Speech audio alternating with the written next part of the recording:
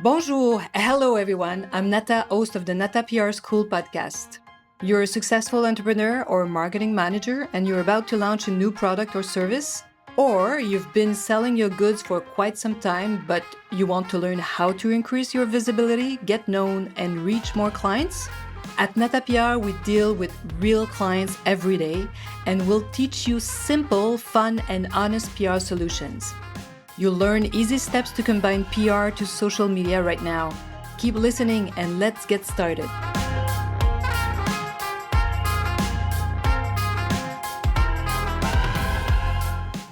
Bonjour, hello everyone. Welcome to the Nata PR School podcast, episode number 7. Today, I will talk about step number 3 of the Nata PR model, which is identify the real influencers.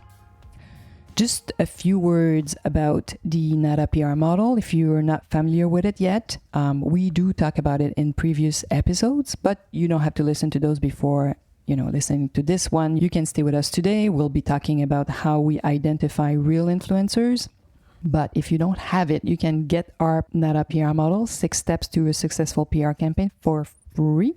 If you go on our website, natapr.com, natapr.com, you'll see this pop-up window, and obviously in exchange of your email, you will receive entirely for free our 6 steps model.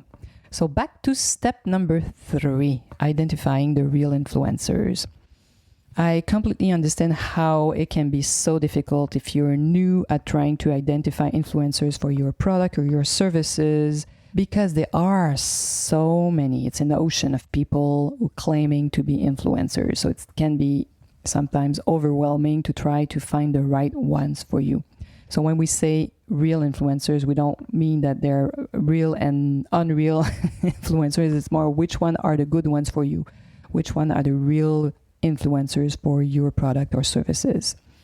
And know that every day at the agency, even if we have built relationship with some of these influencers for the past 10 years, for sure, when they started to appear, we receive requests from them, which tells me that this is an industry that's more and more organized. So many of them know that it might be interesting to reach out to ad or PR agency that represents brands they love or brands that their fans want to know about. And some of them are very soft and say, well, we want to be added to your list, so we want to receive your press releases. Some of them just want to receive money from us. Some of them send us their what they call a media kit. And a media kit is more a list of what they can do and for how much money it also tells you information about who their followers are. So how do we choose from all of these influencers? Some of them do an amazing job and have built a real community around themselves. So there are different reasons why brands decide to work with them, why our clients decide to work with some of them. Before I go further, I just want to say a few words about what we consider influencers at the agency, because we consider journalists, obviously, lifestyle journalists, as influencers as well. So we have now, instead of talking to a few hundreds of people, a few thousands of people, like we've tripled and maybe more than that. Maybe our list have grown by, that's a good number. I have to look. A large number of contacts, as you can imagine. And for many of these influencers too, it's also a way to create their own job. So many of them have started it and it became a part-time job, and many of them disappear too, like they no longer produce or they moved on and they are doing something else in their lives. It's also amazing to see that this is so, I was about to say easy. It seems easy, but we know that it's a lot of work to create your own Instagram account and to create beautiful visual and content. I'm telling you, it's a lot of work. Many young people who start there want to become influencers don't realize how much work it is. Some of them are still there after many years and they really created something amazing around them. People that do follow them and believe in what they say and love what they present. So, however, although the term influencer is overused sometimes, know that some of them really became huge stars. They're surrounded by a very strong community. And many of them are coming from TV reality. I'm sure that TV realities are all over the world now, so you know what I'm talking about. There are so many different ones.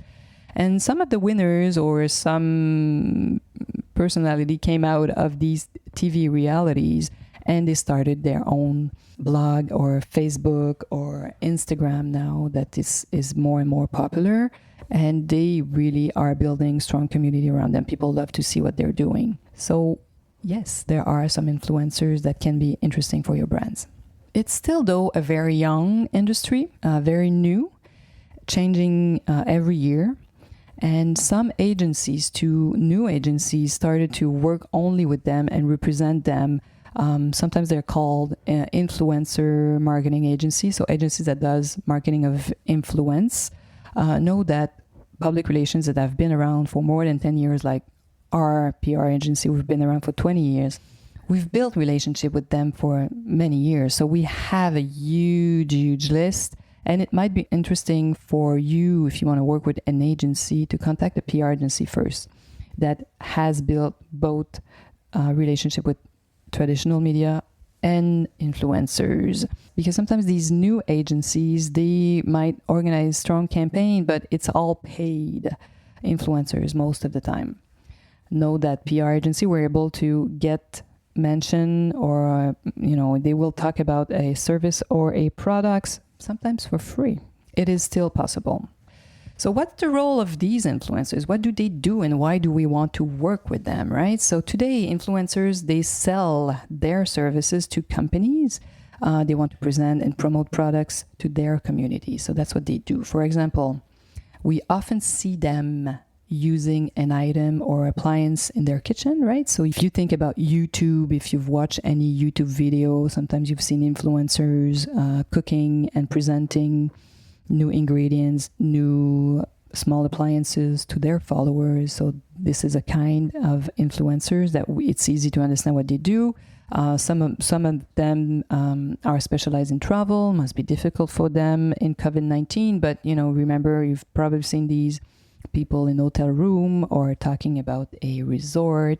They either do Instagram live, take pictures, put that on their Facebook page. So brands and companies also love that, because sometimes what they want is for these influencers to create content for them. So that's one reason why companies want to have these influencers talk about their products. So they become prescriptors. So they use their content, their pictures on their own Facebook page, Instagram pages.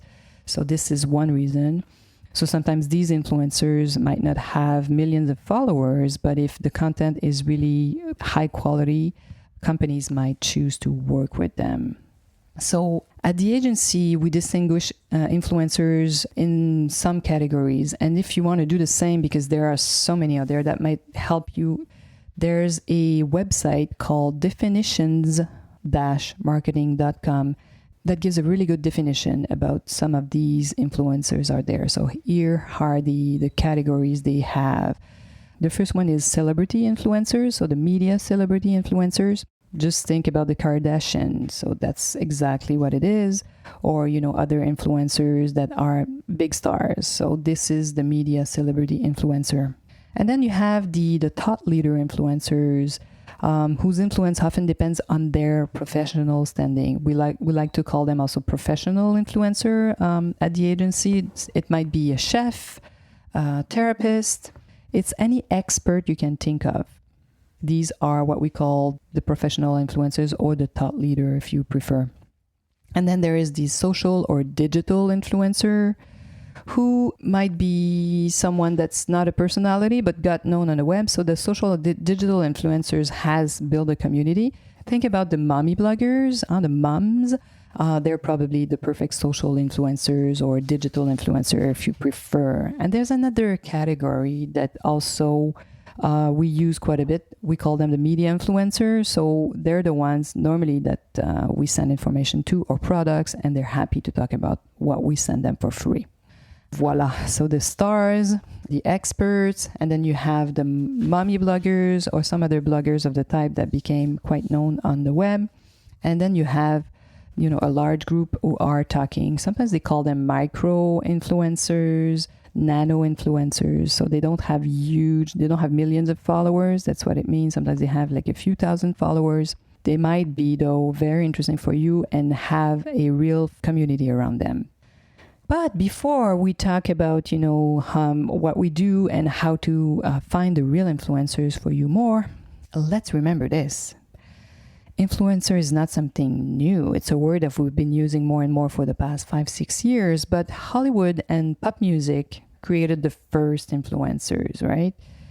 Let me just put an image in your mind just to express what I'm talking about here. Think of Marilyn Monroe, for example, who will be forever associated to Chanel No. 5. I'm not going to quote exactly what she said, but she said something like, "All I wear in bed is Chanel No. 5. So that was amazing for Chanel, right? And it still is even today. So how can we find the people who will have a real impact and who will be spreading the news to your clients? Try to find just a few. Don't get lost in this ocean of millions of influencers. Just try to find those that are close to your clients. Maybe it's easier if we take an example. My coach loves to tell us if we need to define our clients better. What kind of car do they drive? Kia, Toyota, Mercedes.